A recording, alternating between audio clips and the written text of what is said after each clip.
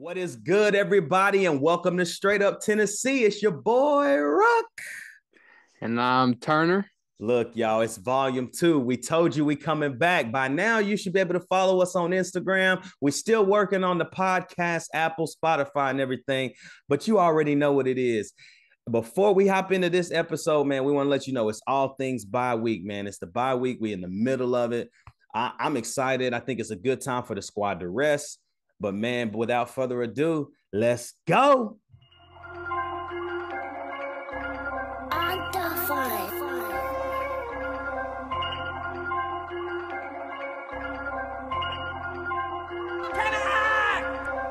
It's the north-ender, set to race onto the field. The pilots will be boarding the giant T that stretches from that north end ground on a cold day, becoming Lando as the big orange sets to race on the Geo Butkin Field, ladies and gentlemen, and wherever you are.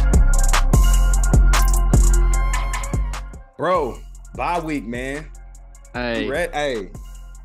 it couldn't have came at a better time, in my opinion. I know, man. I felt like after the game Saturday, the best thing we could do is have this break. But at the same time, we're playing such good football. But it's also a good time to clean. It is a great time to clean some stuff up, though. So, Yeah, because supposedly I didn't know this, but supposedly Hendon Hooker got banged up a little bit. That's what I heard today, actually. Yeah, I mean, he did look a little sore at the end of the game. Supposedly they didn't know if he was going to come out at halftime or not. Come out at halftime is what I heard. Oh, he was sore, somewhere. So he was hit. He was getting. It was on that hit. Up the when middle. the dude held him down. Yes. Okay. Or was it the one when he ran up the middle and like slipped a little bit, and then the dude? That one. Yeah. It was that one. That's why he came out with that protection, like you were talking about. Yeah, I got you. Well, he came out and played better in the second half. Don't matter. Shoot. So, man, it's the midweek chat, man. It's weird not having an opponent to talk about, but it's cool to just hop on, man, and just, feel the temperature of how everybody's doing. Again, like I said, man, now we on Instagram. Man, we got a lot of people just showing love. Man, shout out to the homie Drew over at Vol Surge. Man, big shout out to you, bro. Just connecting with you over the last couple of days. Thank you for the shout out on the page, bro. We just want to thank you. Your reach is deep, man, and we just trying to get up there as well. Same vibe, different story, different show. But man, we thank you, bro. And man, this has just been fun, bro. Straight Up Tennessee was two dudes, me and Turner, talk on the phone every day. And now, bro, look, like it's just slowly trying to creep up and grow on us. And so it's fun. I tell y'all, man, the one thing that is tough and hard about this is keeping up with content, bro. Like, but that's why we want to keep doing it. It's tough, like lining schedules up. There might be some days it might just be Turner, it might just be me. We're gonna have some guests coming on, hopefully by the end of this week, man. But it's volume 2, bro, and it's the bye week, and so I mean, let's look back. I know you had the PFF grades kind of pulled up from last week's game against Florida. Let's kind of dive in a little bit to that, because I think that's the way they grade is so interesting, because somebody in our eyes could have an incredible game, but then to them they score like below average. And so I'm interested to see kind of like, I didn't even get to look at PFF, so when we talked about it before we started recording, I was like, bro, let's dive into that a little bit. So we had one guy in the elite section, which you can guess who that was. Facts. It was Hendon Hooker. Yes. But, I mean, after that, there's a massive drop. So, for y'all don't know what the grades are, 90 to 99 is elite. 80 to 89 is very good. 70 to 79 is above average starter. 0 to 69 is average starter. Mm-hmm. And, I mean, it went from Hendon Hooker, a 92.1, to Brew McCoy, a 72.7. That's like such a large drop off. Like, yeah, and I was just telling you, I really didn't think about it like this, but Hendon Hooker 72 snaps, so he's in on every snap. So we had 72 snaps on offense. Yeah. Brew McCoy, 72 snaps.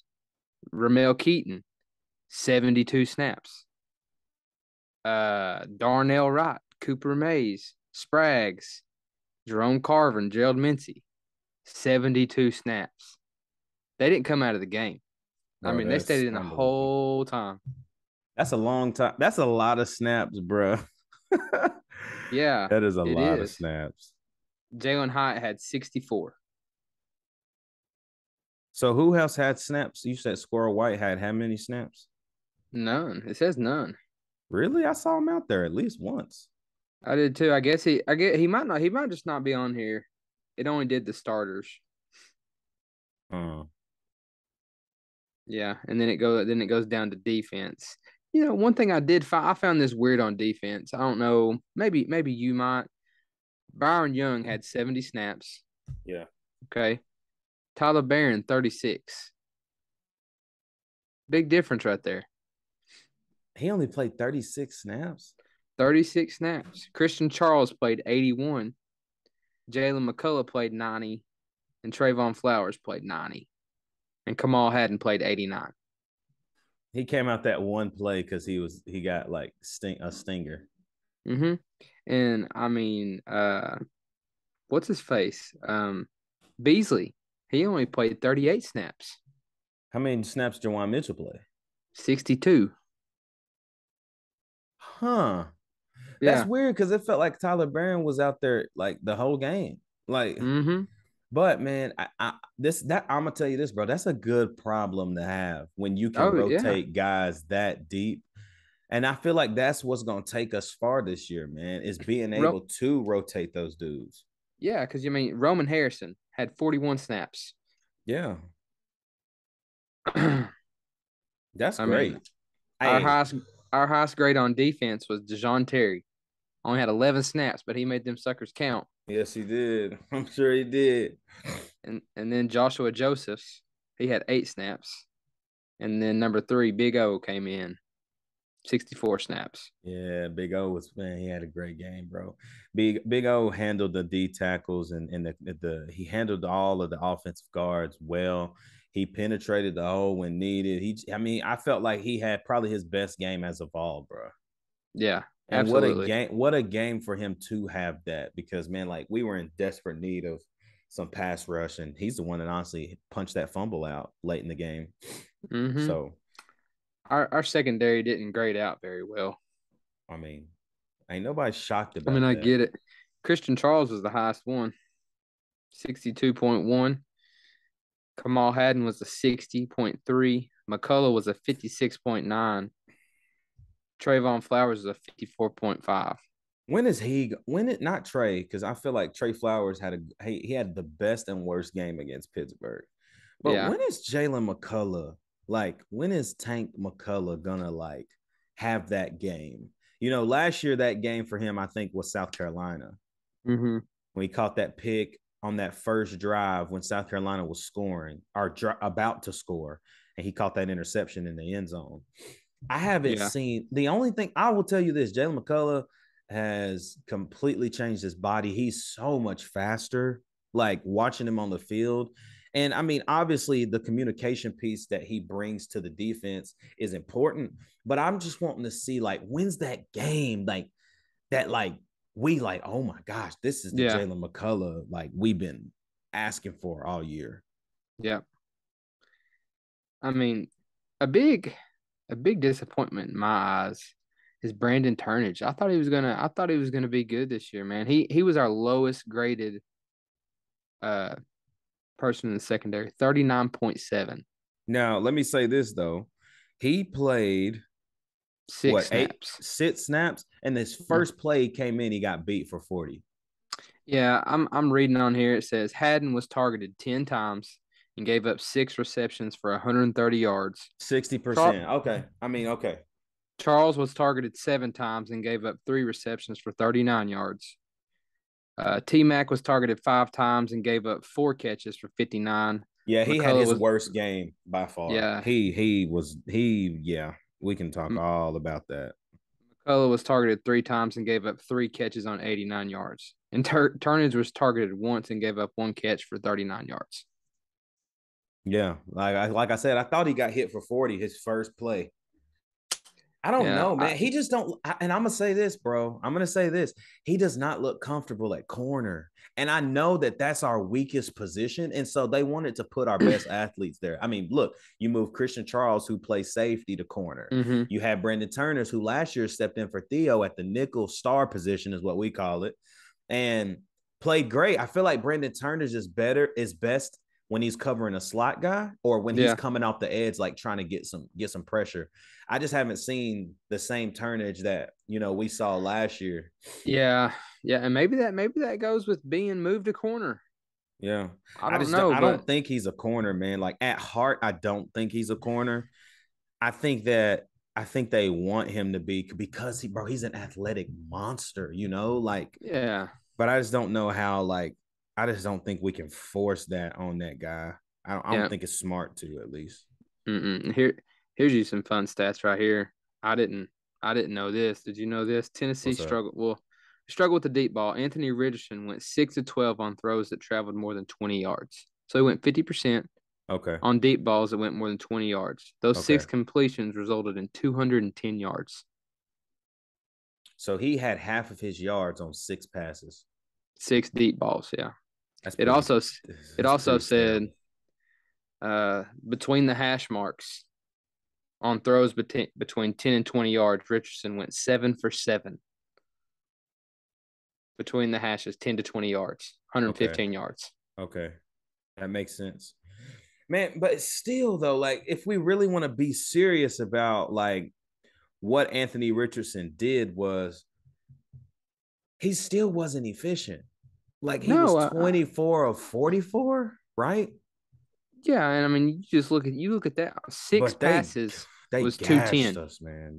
God Almighty, dude. No, but okay, I was listening to something today about that, actually. And playing football growing up, like, you start understanding coverages. Like, there was a season I played quarterback, and like I started to learn coverages and learning what we were doing. And I was questioning us playing man, only because that would give them enough time for Richardson and our guys to get deep enough in a man route. Yeah. That way we couldn't make tackles if Richardson was, So I understand why we didn't play man, because if we're playing man and they're running flies, it's sending our corners 30, 40 yards away from a big run that Anthony Richardson could make. So you play zone. Right. I mean, I saw a ton of cover 2. I saw a ton of cover 3. And I mean, Napier drew it up great. I really can't say. I mean, he put his guys in pockets, and all they did was run routes and sit in pockets. Yeah. Like, you can watch, if you go back and watch, you don't even got to watch the full game. Watch the condensed game. You can literally see that last drive when they scored that last touchdown, I think. Man, they were just sitting in, like, they would run 15, 20 yards, hit a little stop, for sure, and sit, And so, I mean, why did Tim Banks wait to send the house the last drive? I don't know. I wish we were doing that the whole game. And we've talked about it before. Tennessee, we're over the hump, but we've got the opportunity to be a dangerous football team this season if we can put together something on defense. Bro, I think we can. I think we can. I'm gonna go ahead and say it. I think we can legitimately compete with Alabama and Georgia if we get our defense figured out. And here's the thing. If we don't, I think to hang in those games with Alabama and Georgia, I think our offense is at least going to have to score 50 plus if we want to stay in there and our defense keeps playing the way they are, because we're going to have to outscore them. That's the only way we're going to be able to win. Yeah, I've had 2 thoughts. I've had the thought of it's going to be a whoever has the ball last type game. Yeah. And the thing is, man, you look at numbers, defense is still, even after a game like Florida, playing, like, numbers wise, way better than last year. So it's hard to, like, it's easy to complain, but it's also hard to complain when they've gotten better, significantly better. And Eric Kane over at Locked On Vols, I think it was him, or it might have been Jason Swain, or it might have been Boogie Bentley. I listened to so many Tennessee guys. They mentioned this, and this makes so much sense. They're like, look at what Heupel and Tim Banks. Let's include all the coaches. We still got Pruitt guys on this team, bro. 100%. And until we completely make that switch, I think what we got is kind of what we got. Yeah. Rodney Garner is working with what he has. You can see dudes like Joshua Josephs and dudes like Elijah Herring and dudes like James Pierce. Those are the dudes that are making noise as true freshmen, and they ain't even played a lot of football yet. Those are the guys I think that Gardner and Banks and Brian John Marie, Coach Eckler, all of these guys, these are the guys they're recruiting. So we know where we're heading based off of what we got now. Right. And so as we still work with what we have, I mean, look at the progress. They've gotten better than last year. The secondary is obviously the cause of concern. And for everybody that is stressed out, let me tell you this real quick. Everybody that's losing your mind, like nobody's going to want to come to Tennessee because our cornerbacks and defensive back, that gives them every reason to come because they can see they might get clocked early. Oh, yeah, absolutely. So, I mean, yes, the secondary is an issue, but I'm happy with the defensive line. I think the linebackers are coming to fruition. And I mean, the beauty is those three guys are coming back again next year, regardless. Yeah. So it's like you're going to have a Jeremy Banks as a senior. You're going to have Jawan Mitchell as a true senior at that time. And Aaron Beasley will be, I think, a senior. So it's like you're going to have three dudes and you get Elijah Herring. And you're going to have a lot of guys that come in from the recruiting class of 2023. So, I mean, sky's up for the defense too. Man. Oh, you think, bro, portal is going to be crazy. This year, especially after the noise we're making now, I don't think there's going to be any questions. If you are a wide receiver in the transfer portal next year and you don't – he's crazy. You're crazy. Like you're dumb. You're dumb if you don't. Because think about it. We are going to honestly, we're going to lose half of our production in Cedric Tillman next year. Yeah, here it is. I thought I read something. I'm talking about wide receivers. Christopher Gabriel. Did you see what he put? About Tennessee. Number one. Yes, I did. Number one. Yeah, keep going. Yeah, I like this. Number one offense in the nation. Number two passing yards / game in the nation. If you're a 4 or 5-star receiver, Tennessee should be on that recruits list. Why would you not want to come play in that offense? Crazy. I mean, and the thing is, man, we spread the ball around. Like it's not just a one man, like boom, boom, boom, boom. Hendon proved to me that yes, he throws the sets only literally because he trusts him. Now you see without said, like he does trust his guys. And I said that in the show last week. Remember, I was like, we're going to find out if he truly does trust these guys. Yeah. And we found out that we got dudes. And we finally found out that like this receiver rotation can be as deep as the Volunteers coaching staff wants it to be. Absolutely. This has nothing to do, I guess, with what I'm talking about, but I hate that I'm even saying this, but I think Walker Merrill needs to transfer. I could see that. I'm just not sure. I'm not sure that he is going to get as much clock as he should and could. Like, you know what, bro? Walker Merrill is the perfect West Coast wide receiver. Yeah, 100%. Like, send him to like UCLA or Cal or something. Dude, he'll eat, bro. He'll play amazing. I'm just not sure. And I don't want him to because I think he's good. I just don't know. I mean, he's not getting clocked. Something's not hitting. Something's not right. And I don't know what it is. So, but I had a buddy of mine ask me a question today. Let's see how you answer it. I thought it was a pretty much no-brainer. He said, just thinking out loud here, a crazy thought. He said, Tennessee goes 11-1 this year. Who do they lose? Who's that one loss to? Who do I actually think it'll be to? Dude, Georgia, bro. Yeah, that's what I said. Dude, Georgia's just different, man. Like, I don't know. And we got to go there. That's the big one I said. I don't know. I think we got a better shot at everybody else than Georgia currently. But I will say, I mean, Alabama and Georgia have had games this year that show them that they can be. If if Georgia plays like they did against Kent State against us, we will win. Oh, I don't think it's no. I mean, bro. I mean, like we killed them probably. Yeah, But see, that's all we gotta have, Turner, bro. Like I yeah. truly believe all we have to have is them have us just slip up. It's just like Florida. Like Florida's gonna That play their fumble. best game. Mm-hmm. Slip up one time, I promise you it's over with. Like that's all you got to do because now these guys know how to win. Like these Vols know how to win. And so if you think like you can play mistake free against Tennessee now, sadly mistaken. Same thing happened to Pitt. Yeah. I mean, I'm telling you, bro, like I ain't saying nothing. My main emoji that I send to people been texting me, oh man, Tennessee, bro, 4-0, 4-0. You know what emoji I'm sending, bro? The one that be like this. Cause I don't talk crazy. One, because I done seen people that talk crazy. They talk crazy and then they team be getting smacked the next week. Be quiet. I ain't gator chomping. I ain't doing nothing. I'm waiting till we play LSU. Let's talk about that. I will say, I was literally about to bring that up. Let's talk about that. Thank you, football gods, yeah, for making that noon kickoff. My time, 11 your time. Yes, 11 a.m. Central Time.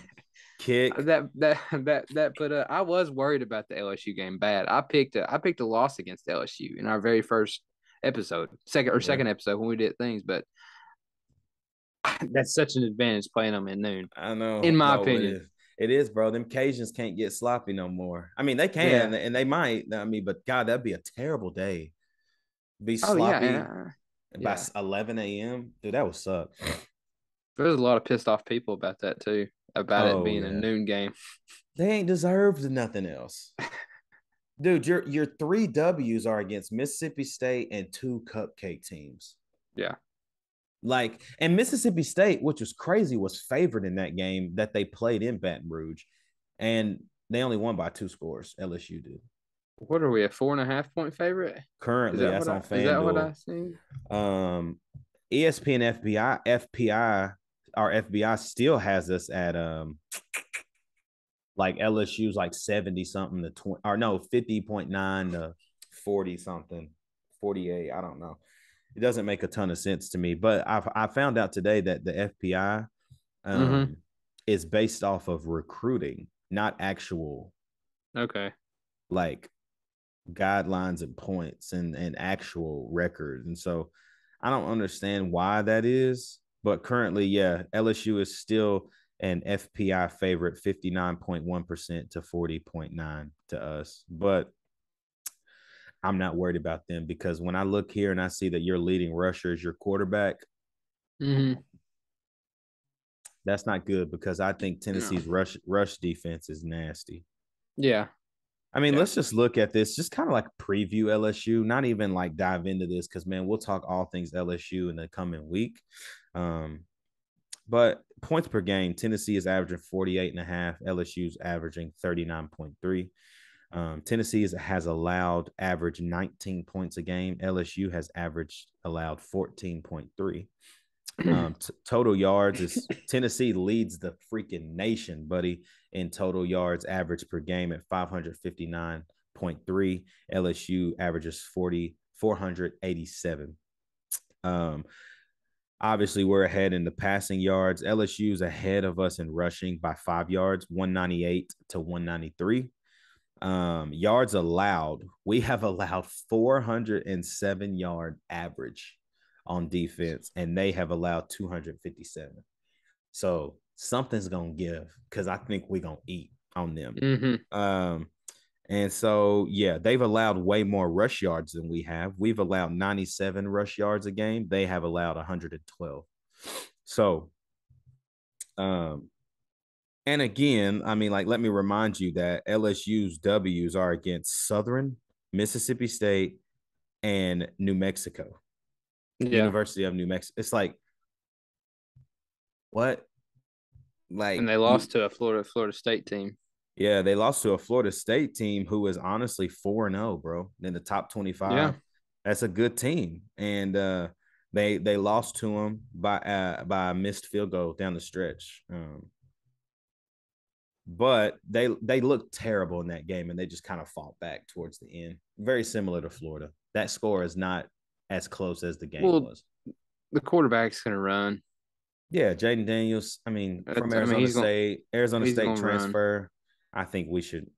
He weighs about 72 pounds. So, yeah, I mean, he's fast. Don't get me wrong, but I think that he's going to run. He's going to try. Yeah.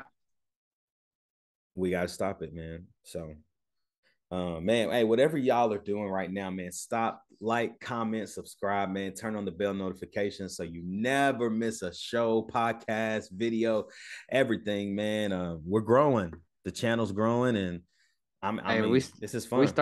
We starting small, but hey, we got 9 likes on that last video. Let's get 10. Hey, let's get double digits. Come on, man. Let's get 10 likes on the video, man. Yeah, 10 likes. We ain't gotta. I mean, we don't have to. We're not shooting for the stars, man. This is fun, man. We love doing this. Yeah. We love Tennessee. So, but yeah, man. I mean, it's the bye week. We'll be back Friday morning. We'll be back with another episode. Well, we're really going to dive in, y'all, and talk more about the bye week, but we're really going to just look at more updates from Tennessee. How's the health of Cedric Tillman? We'll have a guest on the show this Friday. Excited for y'all to meet him and just kind of get a feel for the collaborations that we're trying to do outside of just our normal week-to-week videos. So Friday will be fun, man. Turner, bro, any last things before we wrap this thing up, bro? I'm good. I'm ready, man. Hey. I'm excited. Also on Friday, man, you're going to hear a lot more about some games that we're going to be watching this weekend. I think it's very important that we are strategic. We're not just watching football to watch football. We're fans. We got to see who we're going to be playing. I'm very interested. I'm going to say this now, and I'm going to leave the rest for Friday, but I'm very interested in that Kentucky and Ole Miss game. Very interested. So locked in, man. But for my boy Turner, look, y'all, it's your boy Ruck, and you already know what it is. It's straight up Tennessee, baby. We out.